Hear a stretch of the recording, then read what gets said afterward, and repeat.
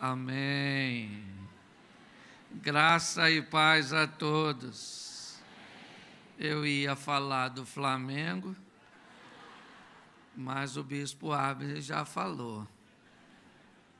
E eu estava ouvindo ali o Eliel falando que perdeu o sono para ministrar a palavra da oferta. Você imagina o que eu perdi?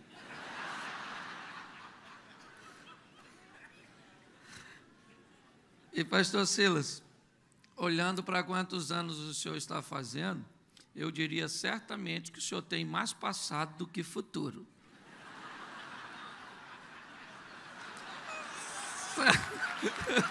Certo?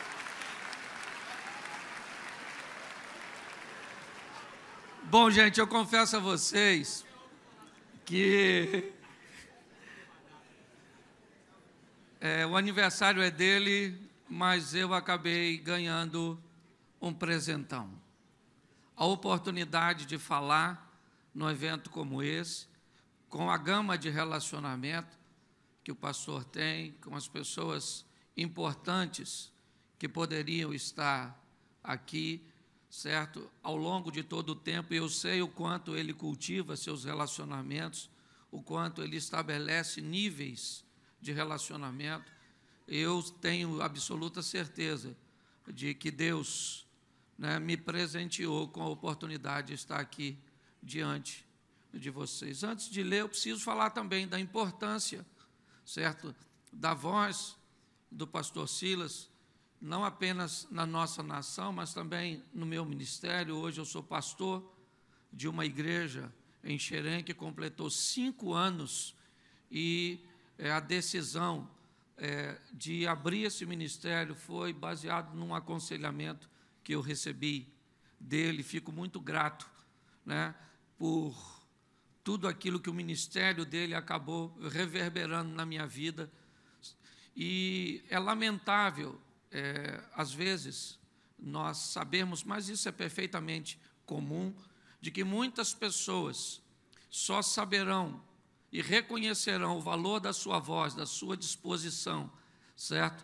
E do seu embate, quando o senhor não estiver mais aqui para fazê-lo, certo? Muitas pessoas hoje que não reconhecem a sua voz, amanhã provavelmente verá acontecer alguma coisa e a frase será: se pastor Silas ainda estivesse aqui, as coisas teriam sido diferentes. Eu já ouvi uma vez conversando com ele, e eu falei: pastor, mas o senhor não acha que isso é uma briga que o senhor vai entrar para perder? Ele disse: o importante, Cláudio, não é se eu vou perder ou ganhar, é simplesmente ter a conscientização de que eu estou lutando pelas minhas convicções, pelos meus ideais. Isso é magnífico, certo? E eu louvo a Deus por sua vida, que Deus continue te dando saúde, abençoando a sua casa e a sua família. Eu quero apenas fazer uma reflexão, ok? E eu queria que você abrisse a sua Bíblia no primeiro livro dos Reis, no capítulo de número 2. Davi vai falar algumas coisas com Salomão. Me parece que Davi tem 2 preocupações muito intensas nessas últimas instruções que ele vai dar para seu filho antes de morrer. E é essa reflexão que eu queria fazer nesta manhã. Primeiro livro dos Reis, capítulo 2, versículo 1.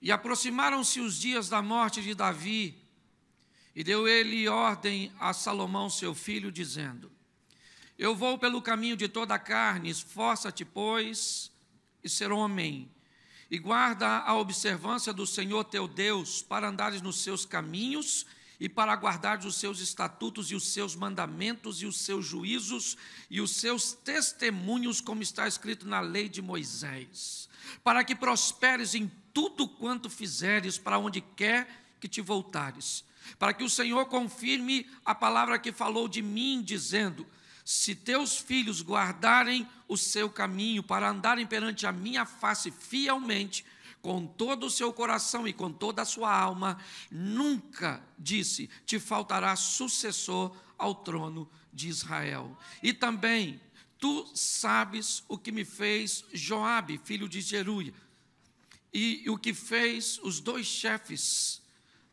do exército de Israel, Abner, filho de Ner, e Amasa, filho de Jeté, os quais matou. E em paz derramou o sangue de guerra, e pôs o sangue de guerra no seu cinto que tinha nos lombos e nos sapatos que trazia nos pés. Feche os seus olhos agora. Senhor, continue falando conosco.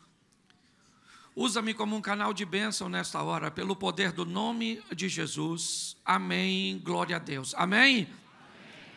Davi, ele dá basicamente duas instruções a seu filho Salomão. E ele diz a Salomão: observe isso com muito cuidado. E as instruções que Davi vai dar para seu filho são preciosíssimas. E eu queria não apenas oferecê-la ao pastor, mas a todos nós que observássemos o que Davi está falando com Salomão. A primeira instrução que Davi vai dar a Salomão antes de morrer é de que maneira ele deve se comportar no que diz respeito aos valores de Deus. Que nível de atenção ele precisa oferecer aos preceitos, aos conceitos, aos mandamentos, aos estatutos. A instrução de Davi é: leve Deus a sério, e para você fazer isso, você vai precisar ser homem de verdade, para não negociar com valores, para estabelecer princípios, para agarrar-se fielmente à palavra de Deus e para levar a sua história adiante. Davi tem uma preocupação muito importante. Ele sabe que o futuro de seu trono, ele não vai estar mais presente para ver.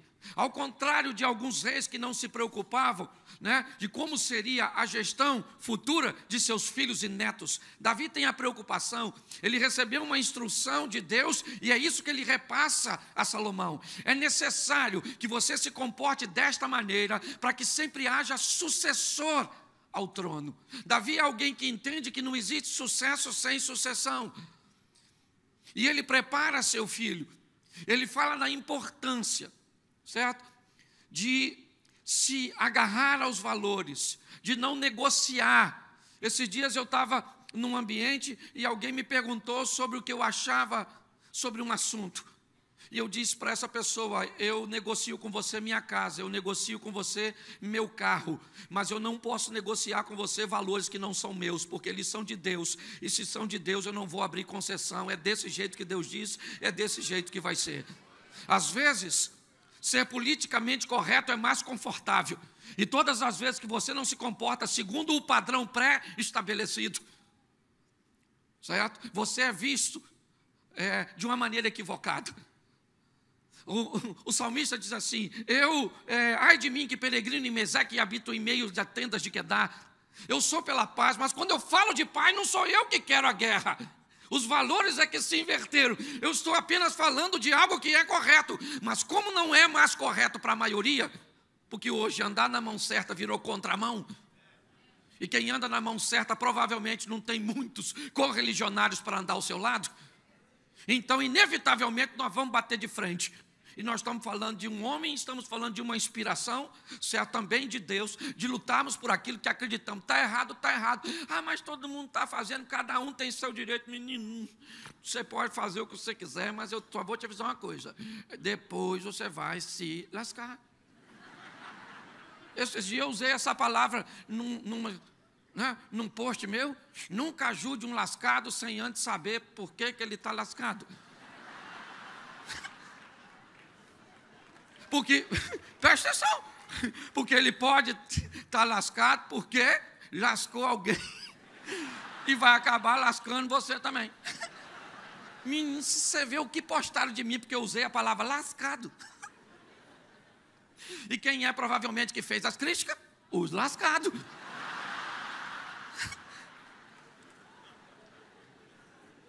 Então, nós estamos num ambiente onde, infelizmente, os valores se corromperam, sim ou não? O certo virou errado, e quem luta pelo certo, quem fala com veemência, acaba tendo problema. Então, algumas pessoas preferem tomar a linha do politicamente correto. E eu entendo, porque nem todo mundo está para a briga. A verdade é essa, entendeu? Cada um no seu quadrado. Não tenta fazer o que o outro faz, por quê? Porque às vezes você não tem disposição para fazer isso. Certo? Eu estava conversando com minha esposa e ela começou a postar algumas coisas na internet, na rede dela. Eu falei, ó, filho, ó, só uma instrução. Poste o que você quiser, mas não olhe o que os outros falam, não. Ela falou, por quê? Eu falei, porque você não tem noção. Eu já te conheço, você vai ficar chateada. Certo? Então, se você não tem condições de fazer, não faça. Agora, se você resolveu andar com Deus, não dá para negociar. Nós vamos manter firme, o que é pecado e pronto, final. É isso que Deus está falando através de Davi com Salomão. Não negocia, meu filho. Fique firme nos preceitos, nos mandamentos, lute, seja homem. Certo? Homem. Porque o homem está em extinção. O homem está igual o mico leão dourado, para ver só em cativeiro. Você está rindo? Não, é verdade. E quando eu olho essa exposição, eu vejo alguém preocupado, estabelecendo prioridades. Aprenda uma coisa, tudo que é prioridade é importante, mas nem tudo que é importante é prioridade. Eu já vi gente deixar prioridade para fazer algo importante, você vai cobrar. Ele diz, mas isso também era importante. Sim, mas não era prioridade, tinha alguma coisa que tinha vindo antes. Então a prioridade para Davi é, meu filho, se apegue a Deus, aos valores de Deus, fique com Deus, fique firme com Deus, porque foi Ele que me tirou de trás das malhadas, e foi Ele que me colocou nesse trono. Você está entendendo? Não era para você ser o rei, você só está onde está porque Deus me deu instruções para fazer isso, então nós estamos aqui para lutar, amém? Deixa eu falar uma coisa para você, que isso fique registrado. Nós somos cristãos e como cristãos somos pacíficos. Nós somos pacíficos, mas não somos frouxos. Você está entendendo? Ser pacífico é diferente de ser frouxo. Então coloque isso no seu coração, certo? Então a primeira instrução é essa: tema a Deus e seja homem, se apegue. Agora a segunda instrução também é poderosíssima. Assim que ele acaba de falar sobre esses valores, de colocar Deus em primeiro lugar, porque não vai faltar sucessor, ele mexe no segundo conselho, a partir do verso 5. E tu também sabes o que fez Joabe.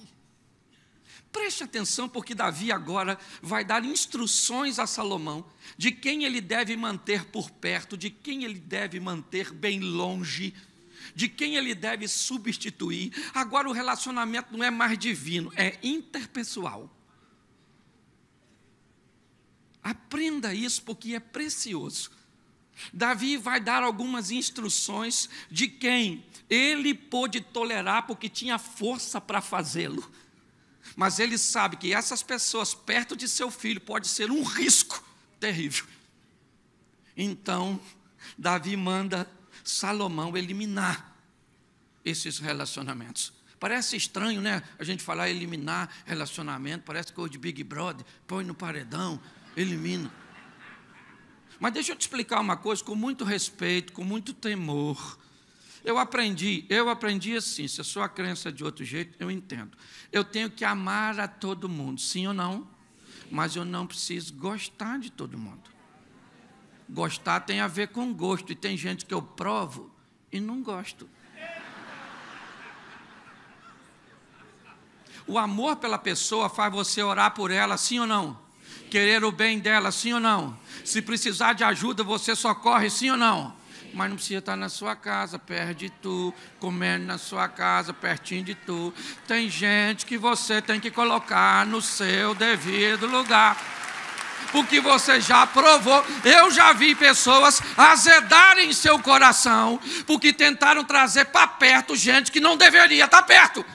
Porque tem gente que sequer é capaz de conviver com o seu sucesso. Entendeu? Tem gente que não dá, meu filho. Por exemplo, 2015, Natal. Você fez o Natal, convidou um parente, ele estragou o seu Natal. 2016, Natal, você convidou esse mesmo parente, estragou o seu Natal. 2018, você convidou o mesmo parente, ele estragou o Natal. E agora você é bondoso, misericordioso, uma pessoa de Deus. Vem aí o Natal de 2019. o que você faz? Não, você convida o destruidor de Natal, chama, porque você é bom demais.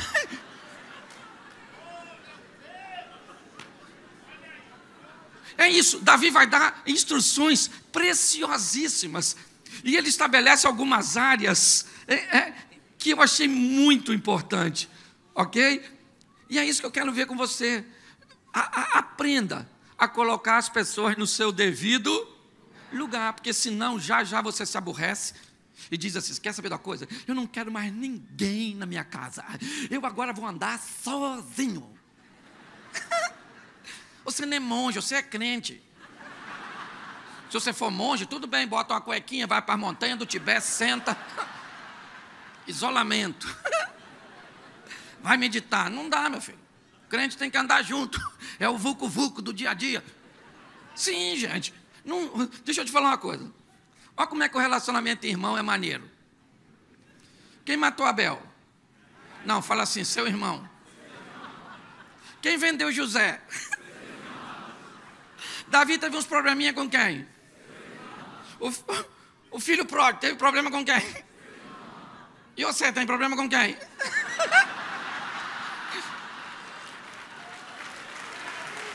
Se nós não tivermos a maturidade, com todo amor e carinho, de estabelecer os níveis de relacionamento e eliminarmos as pessoas tóxicas, certo? E colocá-las a uma distância segura. Fica aí, eu quero você sempre de olho no meu campo de visão. Davi diz para Salomão: cuidado com Joabe, cuidado com Simei. Eu preciso que você entenda que essas pessoas não podem estar por perto de você. Ele já colocou Deus em primeiro lugar, sim ou não? Relacionamento divino. Intrapessoal é a maturidade que ele vai ter para lidar consigo mesmo e com seus desejos e superá-los, vencê-los, para se relacionar com Deus. E segundo, a maturidade que ele vai ter também em seu relacionamento intrapessoal com ele mesmo, para estabelecer relacionamentos interpessoais saudáveis, salutares. Esse é o grande desafio. Aliás, essas são as duas dinâmicas da vida. Ontem eu estava pregando num evento no interior de São Paulo, da APAI, falando sobre isso. No meio corporativo, nós temos falado muito sobre aprender, desaprender e reaprender. O mundo mudou. Eu vim aqui um dia, me permita, eu vi o senhor de tênis num culto, camiseta e com blazer, eu achei extraordinário. Viu o pastor Cílio, eu falei, gente, show de bola, eu estava ali sentado. Sim, alguém que aprende, certo? Sim. Preste atenção, o mundo mudou, meu filho. Olha que coisa magnífica. Seu filho, você fala para seu filho assim, ó: meu filho, o que você quer ser quando crescer? Ele diz assim: youtuber. Você fala o quê? Youtuber. Esse negócio de ficar mexendo assim nas coisas de... Isso lá é trabalho, menino. Seu preguiçoso. Antes de falar isso, pergunta o seu filho quanto ganha um YouTube para trabalhar em casa, postando umas coisinhas, se ele for bem sucedido. E talvez você vai falar para o seu filho: meu filho, quando entrar, arruma uma vaga para mim. Isso, o mundo está mudando. Inevitavelmente, nós precisamos entender, certo? Aquelas mulheres que ficavam em casa tomando coisa. Mudou, filho.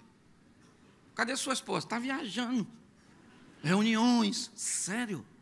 Não tem medo? A única coisa que eu tenho medo é de não ter mulher. Certo? Mas de ter uma, louvado seja Deus. Nós temos a mente, transformai-vos pela renovação da vossa mente, para que descubra qual é a boa, perfeita e agradável vontade de a mente. Tem gente que engessou a mente. Nós temos que abrir o nosso entendimento. Mas tem 3 áreas, e aqui eu termino já, só um minutinho, que vai ser com anestesia, você nem vai sentir. É assim mesmo. No capítulo 1 de 1 Reis, no versículo 44, O rei Davi envia a Salomão Zadok, o sacerdote, Natã, o profeta, e Benaía, o homem que vai se tornar seu comandante da guarda. Preste atenção, porque tem algumas áreas que eu gostaria de aplicar isso aqui rapidinho. A primeira coisa que fez de Davi, ou de Salomão, um homem bem-sucedido, seus referenciais. Quando Salomão olhava para trás, ele via seu pai, ele via sua história, ele via a história de sua mãe, recheada de erros, sim, é verdade, porque não tem ninguém perfeito. Mas ele consegue ver e olhar para trás e não tem problema nenhum. Para trás ficam nossas inspirações, para trás ficam nossas referências. Mas ele também olharia para frente. Mas uma coisa importantíssima que nós precisamos ter são referências. E todas as vezes que aparecer uma ruim, tire ela do seu campo de atenção e substitua por uma boa. Então, meu pai, você quer pai ruim? Vamos para 2 Crônicas, capítulo 29. Vamos, certo? Quando Ezequias assume o trono, certo? Pensa num cara ruim, era o pai dele, o Acais. Só fez besteira, certo? E o Acais morreu, deixou uma bomba na mão do Ezequias, um reino totalmente falido. O texto diz que Ezequias fez tudo quanto era reto, conforme fizera Davi, seu pai. Davi era pai dele? Quem era o pai dele? Acais. Acais prestava? Então ele tirou a referência negativa e colocou a boa. É você que decide quem você vai seguir. Se te faltam referências positivas, substitua as negativas. Entendeu? Meu pai me traumatizou, me bateu. Quantos aqui apanhou do pai? Levanta a mão. A turma que apanhou. Olha aí, olha aí, olha aí. Tudo acima de 20, porque para baixo de 20 tem lei para não bater. Por isso que estão meio doidos, que não apanha. A Bíblia diz, a vara da disciplina tira a loucura do coração da criança. Ou seja, a criança tem que apanhar para deixar de ficar doida. Pelo menos essa é a minha interpretação aqui, a grosso modo. Não estou falando de violência doméstica, não. Estou falando de disciplina. Você entende? Ele olhava para trás e via referências.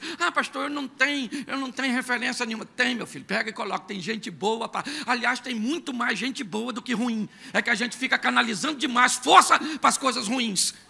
É ou não é? Tem muita gente, mais gente casada do que gente divorciada. Sim ou não?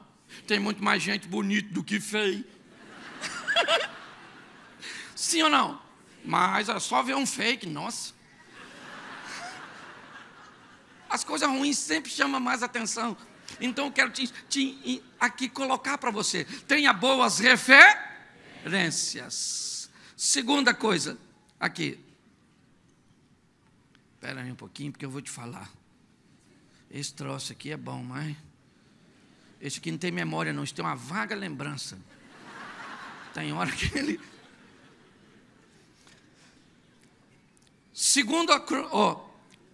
1 Reis, capítulo 2, verso de número 7. Porém, com os filhos de Barzilai, o gileadita, usarás de beneficências, e estarão entre os homens que comem a tua... Presta atenção. Depois você dá uma olhadinha, certo? No que Davi viveu com este homem e a consideração que ele tinha por Barzilai. Mas eu quero te falar uma coisa. Tenha perto de você amigos. Gente que pode comer com você. Selecione. Pastor, eu não confio em ninguém. Estabeleça critério de avaliação. Pegue 10 pessoas que você quer confiar e conte para elas, cada uma delas, um segredo. Que não é segredo, mas você diz que é segredo. Vou te contar isso e não conta para ninguém. E solta as 10. Aqui vazar, tu elimina. Essa aqui contou, essa aqui falou.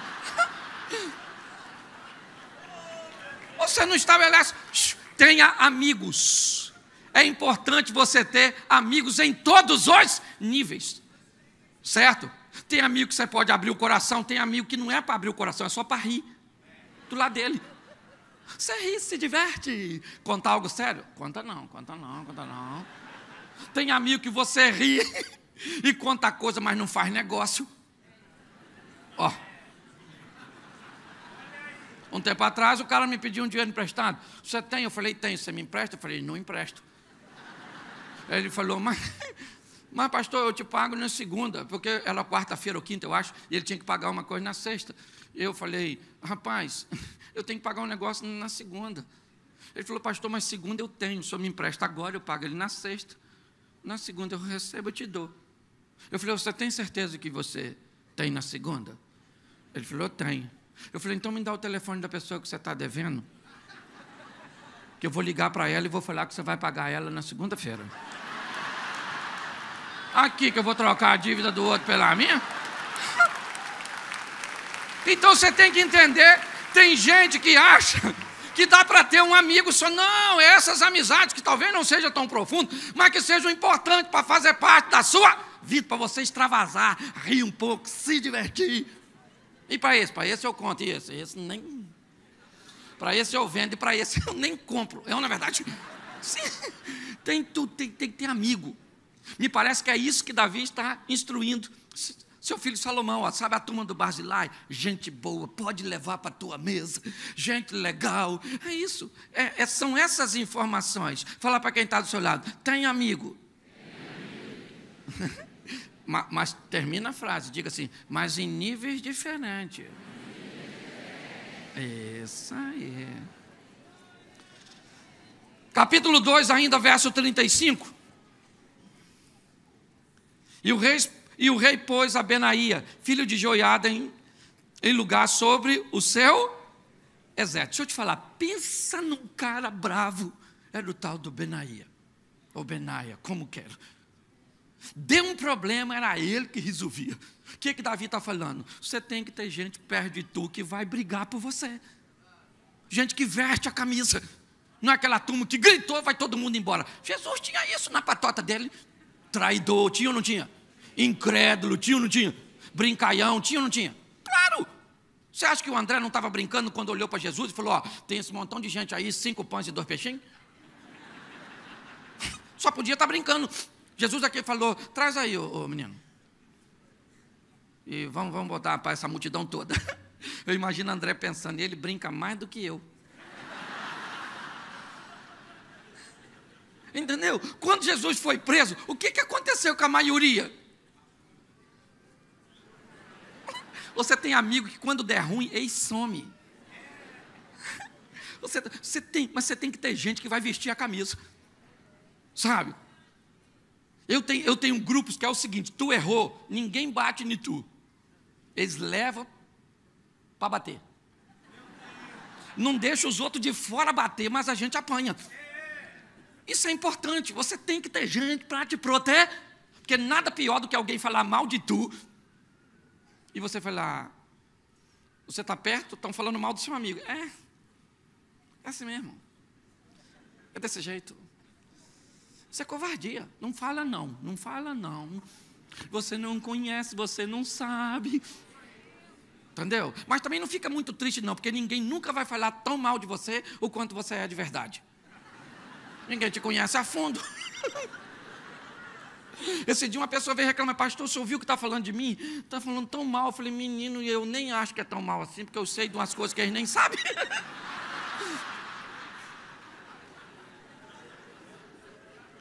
Então, olha só, Davi tem um comandante. É esse homem que vai matar Adonias. É esse homem que vai matar Benaía. É o comandante, é o camarada que está do lado de Davi para resolver as pendengas. Tu tem que ter gente assim. E deixa eu falar uma coisa para você, a maioria dos homens. Um ser que desempenha essa função com maestria na nossa vida chama mulher. A maioria dos homens fortes que eu conheço tem uma mulher forte do lado, que normalmente... A mulher olha e já diz logo assim, fulmina. Não quero ele mais andando contigo. Não quero ele mais aqui em casa. Isso é sem vergonha. E eu estou te avisando, já você vai quebrar a cara. Deixa eu dar uma notícia para vocês ruim. A maioria dos conselhos que essa mulher der para tu, escuta. Que essas bênçãos sabem o que está falando. Tenha gente, é isso, sabe? Uma instrução, tenha gente perto de você que vai te defender. Porque se der ruim e todo mundo for embora, você não tem nem um para estar contigo na batalha, vai ficar ruim para você. Posso ouvir um amém? Amém. Mas ainda aqui nesse texto, diz assim,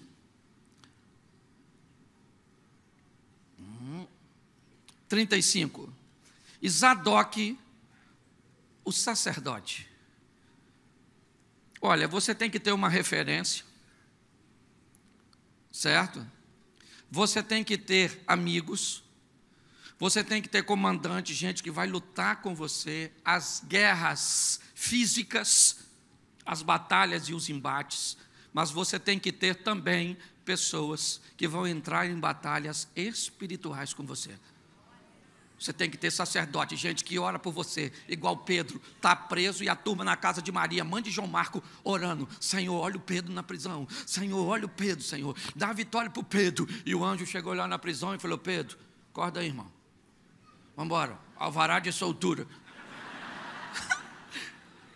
Sim, Pedro acha que está dormindo, passa pelas portas, quando ele está lá do lado de fora, o anjo do lado dele, de repente, o anjo foi embora, ele ficou sozinho, falou, caraca, estou solto. Corre para a casa de Maria, mãe de João Marco, bate na porta, uma garotinha vem abrir, leva um susto, nem abre. Sabe o que me deixa mais confuso? É que a porta da prisão abre e a casa da Maria não abre. A porta da prisão abriu para Pedro? Sim ou não? Não, ela abriu para o anjo. É porque o anjo estava com Pedro. E na casa de Maria, a porta abriu para o Pedro? Por quê? Porque o anjo não estava. Ande com gente que abre porta para você. Ande com gente que vai te levar para outro nível, você está entendendo? Você tem que ter gente que intercede por você, que ore por você, senão a gente não se mantém de pé, porque todo dia cai um valente. Às vezes você vê a força da pessoa, a unção que a pessoa tem, certo? Mas por que tem? É porque tem gente orando, tem gente clamando. Você está entendendo? Porque se não clamar, o senhor estava numa situação que uma senhora, na verdade, lembrou de algo crucial. Gente que está preocupada com as coisas espirituais. Você tem que ter essas pessoas que oram. Tem gente que ora pelo meu casamento. Por quê? Porque eu falo de casamento. Você acha que o diabo não está doido para eu pegar uma mulher? E para um homem pegar a minha mulher? Claro que está! E por quê? Porque eu sou lindo? Não. Longe de mim está o adjetivo. É porque isso vai envergonhar o... Então eu tenho que ter gente, Senhor, essa mulher não é tão boa, mas não deixa o pastor separar. Ele também não é muito bom para ela. Você tem que ter gente. Você tem que ter gente intercedendo, pedindo a Deus para te dar revelação, para te dar orientação. Certo? Você tem que ter sacerdote na sua vida. Tem gente que pensa que a gente chega aqui de paraquedas. Ainda mais eu que trato com humor. E isolaram todas as minhas falas de piadinha e botaram lá, quem virou eu? Um contador de piada. Não que eu não seja, mas não é só isso. Eu vou pregar, ninguém fala assim, vem aí um homem de Deus. Fala nada. Vai lá na igreja que você vai ver aquele pastor super engraçado. Então você tem que ter gente que ora, amém? Aqui tem uma igreja que ora pelo seu pastor? Então é isso que mantém ele de pé. Porque às vezes no embate nós estamos lá no nervosismo do ao vivo e o Satanás querendo. E aí a gente fica nervoso e o Espírito Santo está bem do lado. Fica tranquilo. Tranquilo, vou te dar uma resposta agora, que vai calar todo mundo, quer ver? Aí o Espírito Santo sopra, a gente fala, sabe o que os outros falam? Nossa, como é sábio. Sabe nada, se o Espírito Santo não estivesse ali, caía. Porque a intenção não é só do diabo de apagar na nossa mente. Então, nós precisamos, tem gente aqui que é referência nacional. Você está entendendo? Pastor Cílio já foi para outra esfera, tem que ser tombado como patrimônio. Certo? Mas escuta só, você precisa de oração, meu filho. Você é pastor, bota a sua igreja para orar. Para quê? Para você pregar. Porque tem uns pastores, rapaz, que não acrescenta nada no nosso saber, ainda bota dúvida naquilo que a gente já sabia. Você vê o cara só para pregar, você diz, sangue de Jesus tem poder. Bota a sua igreja, Senhor, abre a mente daqui. e dá unção, isso, daquilo. Hoje eu sou pastor de uma igreja, eu imaginei que a igreja fosse ser tudo na vida, menos uma igreja reconhecida como cura. Você acredita que eu pastorei uma igreja que está assim, de gente sendo curada? Até eu entrei em conflito. Falei, Senhor, é cura mesmo? Isso aí, pessoal, aí é charlatão, falando para me agradar. Sabe o que aconteceu? Meu líder do ministério de oração acabou saindo da igreja. Eu assumi o trabalho de oração de quarta-feira de manhã. E aí eu descobri por que as coisas estão acontecendo à noite. Porque tem joelho dobrado de manhã clamando. Você está entendendo? Então tenha sacerdotes na sua vida. Amém?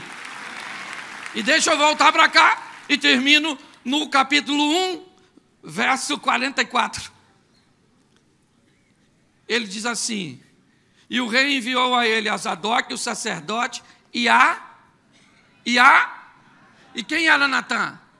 Isso. Gente, você tem que ter uma referência, você tem que ter amigos, você tem que ter gente que te defenda no campo físico, te defenda no campo espiritual, e tu tem que ter gente que pode falar para você o que ninguém pode, que não tem medo de dizer para você: tu pisou na bola, tu vacilou, não era por aí, não devia ter falado isso, não devia ter feito aquilo. Tu tem que ter profeta, aquele que pode entrar na tua casa e dizer: chega aí, chega aí.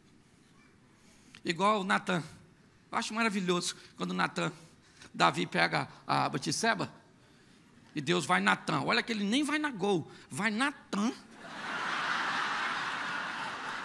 Ele vai Natã e fala com Natã. Fala assim: você não gosta de historinha? Então vou contar uma historinha para tu. Mas no final, o que é que ele falou? Esse camarada é você, Davi. Você pegou a mulher do Urias. Você, rapaz, não podia. Você tem que ter gente que fala o que você... Porque terminou de pregar, pregou nada. Vai para casa, sabe o que o pessoal da igreja fala? Nossa, senti Deus. Aí você entra no carro, sua mulher fala: você não estudou nada, não? Você não leu nada?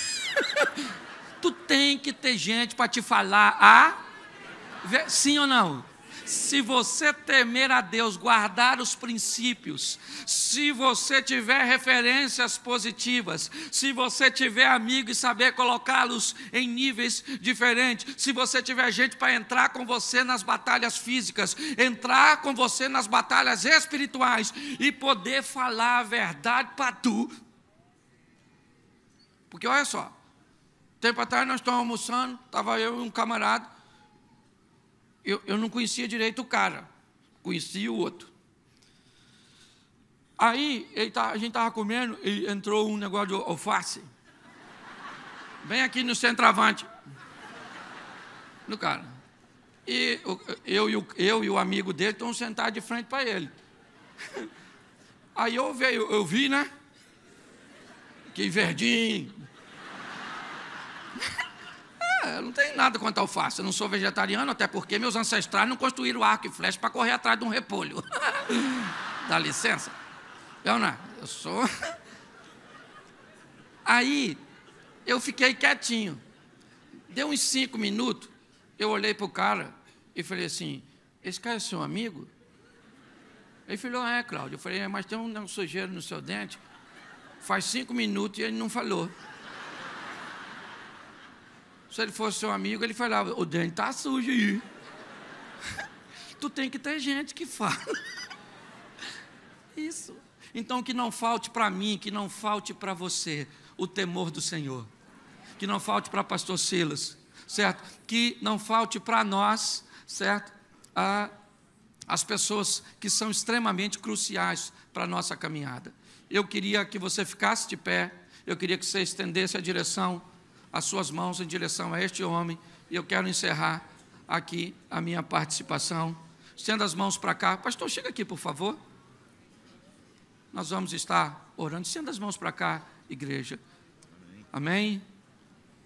Senhor nosso Deus e Pai, O Senhor tem levado teu filho a lugares tão desafiadores. O Senhor tem dado uma voz profética, forte, aguerrida, lutadora, que teu filho recebe hoje adjetivos que nem verdadeiros são, mas pelas causas, ó Deus, que o Senhor tem dado e colocado no coração dele. Por isso, que ele seja revestido do teu poder, da tua sabedoria, que teu Espírito Santo sempre esteja governando a mente do teu filho. Nós declaramos saúde para o teu filho, física, emocional, intimidade espiritual com teu filho, em nome de Jesus. Que todo lugar que ele colocar a planta do pé dele, lhe seja dado por herança, como o Senhor fez com Josué. Em nome de Jesus, nós abençoamos o teu filho nesta manhã, pelo poder do nome de Jesus. A igreja pode dizer amém? Amém. Amém. Deus abençoe.